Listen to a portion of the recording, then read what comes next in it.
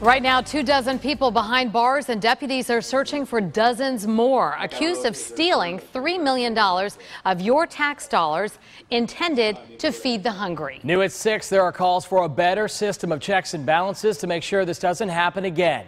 News Channel 5's Dan Krauth is live in suburban Lake Worth outside the convenience store, the focus of this tax dollar swindling scheme.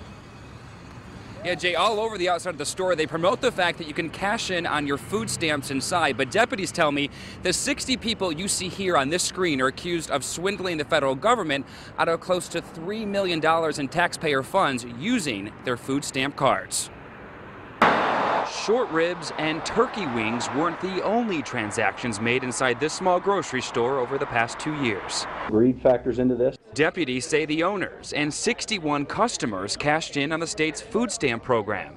Instead of using their electronic food stamp cards for food, they'd allegedly get fast cash, but not before the store got a cut of the taxpayer funds. If you ask for $100, it'll cost you $150. If you ask for $200, it'll cost you $300. It's a 50% markup. Inside these doors, detectives say customers swindled a total of $2.8 million.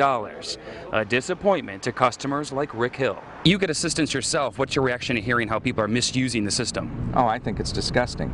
I mean, a lot of us need that just to make the end of the month, and if they're abusing it, good, then put them in jail.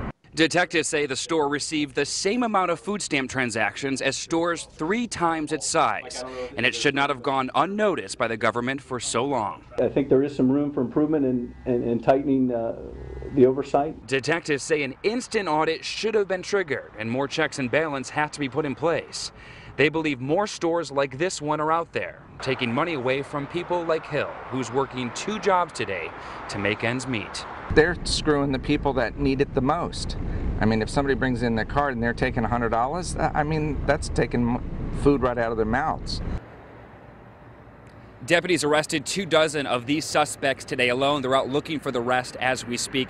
Federal charges are pending for the workers involved in this case. I also reached out to the Department of Children and Families. They're in charge of the food stamp program. They told me they do have checks and balances in place, that they investigated 35,000 fraudulent cases last year alone and recovered close to $42 million.